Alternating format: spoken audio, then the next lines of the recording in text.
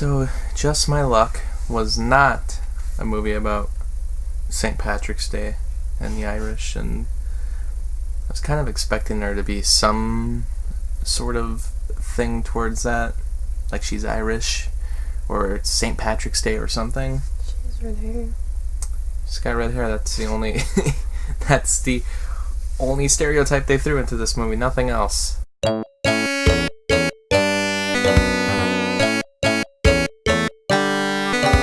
Just My Luck from 2006, which I had never even heard of, and I'll say I'm quite a connoisseur when it comes to mid-2000s cheesy comedies. Apparently not. I've never heard of this. I don't know if this one was not popular at all. It has Lindsay Lohan in it, which I feel like I saw every, or at least knew about every Lindsay Lohan movie that had come out in the mid-2000s. She was on Mean Girls, Freaky Friday, Confessions of a Teenage Drama Queen, Herbie Fully Loaded, just all these random Disney movies, but other things too. It's weird I never heard of this, because 2006. Where did you first see Just My Luck? I don't know, we bought it. And you just, that's pretty much it? My mom did this thing for a Christmas present, and we would buy or see one movie a month. And that was probably just one of the random ones that we bought in one of those bins at the time. Yeah, big DVD bins that's just in there. Yeah. I don't know what would lure anyone to it. Was the DVD? Did the DVD cover look like the poster here? The one with Lindsay Lohan with the glasses and the. Mm-hmm. I guess it kind of looks like a lot of typical rom-coms of the time. So if there's a rom-com, then I guess it might be worth seeing. Might be a good time.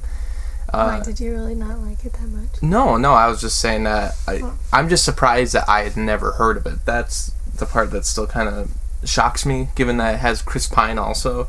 In 2006, even for these two actors and for the movies that they were in at the time, it feels a little late. It feels like a movie that should have came out a few years earlier. I was surprised that it came out even in 2006. It still feels like it was too late. But I didn't hate it. I didn't hate it. No, I really didn't. It was okay. 1 out of 10. I gave it 5. Like, it's like right in half. It is just a rom-com. Yeah. But, I like rom-coms. I like stupid mid-2000s movies like this, and it is what it is. And I don't know. I didn't have as bad of a time as I was prepared to think, wow, this is just going to be a long, kind of painful sit. That's not funny. And really? Yeah, just because... Because I told you to watch it? Well, because it's one of the... I've never even heard, the people who love rom-coms and these early 2000s movies, I haven't even heard people ever bring it up. So I kind of was thinking, if nobody knows about this, it probably isn't that great. I know you told me to watch it, but when was the last time you had seen it? Probably 3 years ago. Mm-hmm. I mean, we don't own a ton of movies, and what we do own, we see it on repeat, so I've seen it 5 times in my life, probably. Mm-hmm. So it was one that you've always liked. I mean, was it as good as you remembered rewatching it this time? I mean, it's not amazing, but yeah, I like it the same. Gets the job done. I think it's cute. I think it's a different idea. I appreciate that it doesn't try to explain all the rules of what happened. It's very simple. One guy has bad luck, the other one has good luck, and then when they kiss, they swap luck. Mm-hmm. And that's pretty much it. There's not really an explanation for it. And it's not even like it's solved at the end, because they get together and they both realize that this is happening, but they keep kissing each other and their luck keeps swapping, and it's just forever now. I'm like, oh, so they're in this loop. No, they give it to the... Oh yeah, I forgot. They pass it on to someone else. His cousin. Yeah, I guess they did do that. I didn't know if that worked or not, but I guess they did make a joke about it at the end, so... There you go. They did pass it on. But that's the mean. They don't solve it technically. They just keep passing it along, and then inevitably that girl's gonna give it to someone else, and then I guess that was meant for the sequel that never happened. Well, maybe it has, and we both haven't heard of it. It's possible. the guy who directed this directed Miss Congeniality. And let me look up something. That's a big step down. He also directed How to Lose a Guy in 10 Days. 2 iconic movies and one is not. See, How to Figure out which one is which. Miss Congeniality is iconic. And the other one? The other one's not. I said 2 iconic. How to Lose a Guy in 10 Days is 2. Oh. And this one is not. Oh, you meant like of the 3. Yeah. To choose someone more. Yeah, I don't know. How to Lose a Guy in 10 Days I don't really enjoy too much either, but that one has way more attributes of a likable, like, rom-com of that time. And that's one that more people have seen. More people talk about that and will watch it, like girls get together, popcorn, and have a night in, and watch it. Like, let's laugh at a movie that we grew up with, or, people like to go back to that one. It's just weird that this one, no one ever talks about it. Like, and it's by the same guy. Lindsay Lohan. Lindsay Lohan's character is very unlikable. You think so? She's very... Yeah, you said that the whole time. She's, like, unbearable. She's, like, a brat. And she's, like, not getting her way. Yeah, Because you were so mad because she wanted to switch it, and you're like, she's gonna wreck his life. You were, like, all offended. Oh, because she figured out what had happened, so then she was, like, purposely trying to, like, set him up, which... Well, I guess that's because I felt like he was such a, dweeb that was innocent. Like, he didn't... Yeah.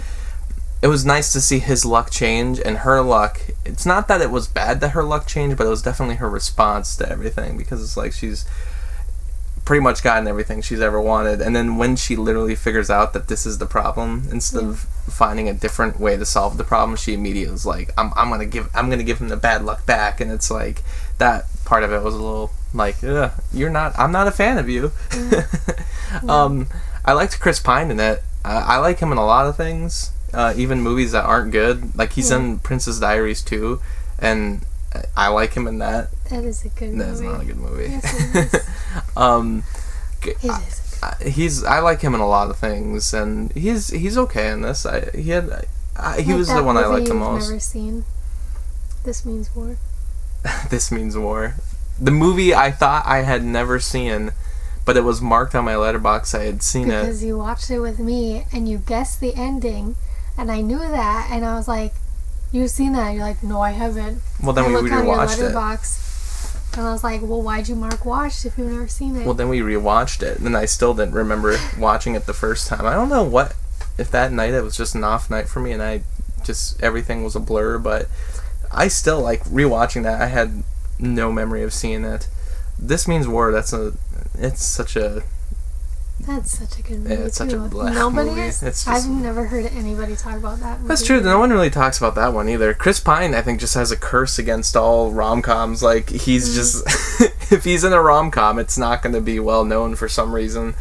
I like him, though, and I like him in this movie. They had the band McFly in this, which apparently was a real band. Yeah, you didn't know. The very popular, well-known 2000s band McFly. They look like Rascal Flatts. I don't remember how that song went. Version. How did they kept doing the same song for like the first half hour, and I can't remember it, but it started to get like it starts getting to be a bit much. We should have counted how many times they did it. And they did it at least like 4 times, and it was always because they wouldn't play the whole song. They would only play the opening minutes, the beginning, because it was like they were in the recording session, and then they were like at the concerts, and then there was like the initial concert where they're playing, and But then finally they get a new song because her friend writes it. So then they focus on that new song. And then they play the entirety of that song. Yeah. But we don't ever hear the entirety of the other song. Which I'm like... I don't really want to. I've heard enough for life. Well, exactly. I've already heard too much. But I thought it was so weird because... I get that editing-wise, that's why it was done that way, because, they're at the concert now, and this is their hit single, and then they're doing the album recording now, and it's like, so you gotta show them, starting the song, and then you cut the people talking. Yeah. But, come on, man, like, it gets I feel like they could have done that part better. They could have figured a way to, like, I don't know, at the recording session play the other half of the song, you know, if they're like halfway through the recording. That's such a random nitpick, but like if you watch this movie, it starts to be like, okay, it's this song again. It's not even a good sound. Like it gets so annoying by the second time you hear it. I love, you know what I really like? Randomly, I love that apartment she stays in with those her two friends when she loses her place. Yeah. And they have that like little loft thing that's like above the kitchen, and I know it's meant to be like this really small, compact, tight New York apartment that's like, this is for like the lower class New Yorkers, I guess. But I'm watching it like, this is awesome. Yeah. Low class in movies is always shown not correctly, because it should be like a studio apartment. Like that wasn't really, because I mean the bedroom kind of was, living, but they have like, I don't know. It was like, but it was definitely Studios a better. Are small, and that was not too small. Because a studio needs to have. It's essentially like one bedroom that is like with a bathroom. That is all a studio is. So it's essentially no extra bedrooms, and that's why they're called like that's considered a studio. So size wise, it could really be any size. So that still would be a studio. But the thing is, like the movie, like Lindsay Lohan being there, she's trying to like mock it and be like, you could tell that she feels uncomfortable there because it feels like small, and they're trying to give her a random couch to sleep on, and it's like, oh yeah, she's gone way downhill at this point because her apartment's awesome. I don't understand why, because I know she's higher up than her two friends, but they still work in the same building she does. And because she got lucky with the apartments, probably. I don't know if that was ever explained. And luck. If there's two people paying for one apartment, you'd think they could afford a little bit more. No, it's a lot. It's luck. It doesn't make sense. Okay. Yeah, but meanwhile, I'm watching it like, this apartment's cool. I'd live there. Like, I don't know if they should have made it a little crappier or smaller, but you know, the movies always get that wrong, where they try to make something look not fabulous. You know, like, oh, this is way lower class, and I'm like, this is still pretty nice. Is there anything else you wanted to say about it yourself, as far as things that you liked about it or questions you had for me? You know what's always made me uncomfortable? That scene when she gets all the headshots from the guys at the party, but he snuck in, so he isn't on there. She can't find him. And that scene where she's just going around kissing all these guys. I know it's supposed to be funny, but I'm like, I didn't like it. You think someone would have like called her out a little earlier, or been like, security? It's weird. Random drunk woman kissing everybody. And that scene with her boyfriend at that like art museum of the moms. Oh yeah, I forgot about all that stuff. And I like to block it out. It's gross out. Yeah. But I kind of like that stuff when she's at the weird art like showing, because I'm like, this. It's just such a parody of the art scene. Because like some of that stuff is so ridiculous. It's like, yeah, no one would make an art project of this, but it's kind of the joke. Like, it's that obnoxious, and but that's the kind of boyfriend and lifestyle that she has, and it's supposed to be a parody, I guess, but it made me laugh because it was just so overly ridiculous. I thought it was weird because I had mentioned it while watching that she gets the job at the bowling alley. The job that he used to have after they swap luck, and then he gets like the music career. He's like the producer. Yeah, because he's the manager of that band, and they're like wanting to get rid of him because he's got such bad luck. You know, he's stepping in dog crap and having water splash on him from the local car. It's the opening minutes of this movie is so like every single generic like comedy you've ever seen. But when they switch like lives, basically, because they're switching their luck, he's at the bowling alley while she's working on those lights. Yeah. And he like... You laughed so much. Well, because he completely predicts exactly what she's going to do. Because he's done it Because he's done it. But I was thinking in that moment, I'm like, but, okay, so is it really about luck then? Or is it just the fact that he's a doofus? Because if you're telling me he only now realizes exactly what's going to happen? Or did he always? But he always fell victim to it. Because right after that, and then she goes to his place, and he gives her the bag full of stuff and like gives her like tips. So eventually he figures stuff out, but then new stuff happens. So I'm like, well, I don't know. I just thought it was weird that like if you can predict it now, why weren't you able to predict it when you had bad luck? Because maybe it's not bad luck, maybe you're just not thinking. You know, this is one of the many things that they could have explained in the science of flipping it. No, I'm glad they didn't do that. Also, why didn't he stop it? He just let her get electrocuted. He didn't have enough time. He was narrating it. He's like, then she's gonna do this, then she's gonna do this, and then she's gonna get electrocuted. He ran over to catch her. Why didn't you run over quicker to stop it? Because he was busy narrating. Okay. I appreciate the fact that they don't explain the science of it all. They do the Groundhog Day thing where it just is. It is a thing that exists. I'm actually surprised that they didn't do that, given the generic writing of this, that they didn't set it during St. Patrick's Day. But maybe there was something I missed. Maybe it was, or maybe it was originally written that way, or maybe you're just thinking luck does not have to do with that specifically. You can be lucky or unlucky any other day of the year. Luck of the Irish. It's true. And St. Patrick's Day. It's all tied together. I don't have anything else to say about this. I gave it my 5 out of 10. It was fine. I like movies of this era because that kind of was the era I grew up in, and you know, the look and quality of a movie like that, regardless of how good or bad it is. I don't know. There's something. It's kind of nostalgic to go back to, even if it's not movies I grew up with, because it still has that. It emulates that style of that time, but still, I am thinking more like early 2000s. Like 2006 isn't technically. That's later, but I don't know. Compared to other comedies that came out in 2006 and even like 2005, this still feels late. Like in 2006, 2006 and 2005, that was the year like 40-Year-Old Virgin came out, and like Wedding Crashers came out, movies like that. And I don't know, there was just a type of editing and a type of music that they started using in those movies that Did weren't. it come out later than it was supposed to? That's what I'm wondering. I'm wondering if it was filmed and then released later. It just, everything about this had like a very cheesy quality in the writing, the style of clothing also, and the music. Like, it's not too far off. It just, to me, feels like 2006 is slightly too late. Like, it feels like this should have came out in like 2003 or 2.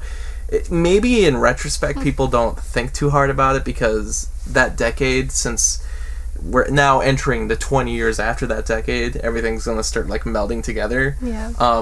So it won't be too hard to like distinguish one year from another, but like at the time I feel like I would have been able to notice that like this movie feels late. I don't know. Well, you know, this guy directed another movie that came out in 2018 called Little Italy. That I'll just show you the poster. The thing that a lot of people like to make fun of about it. So this is the poster, and this is called Little Italy. It's got Hayden Christensen, I think Emma Roberts. I love her. But just look at this poster, and this is from 2018. Doesn't this feel like?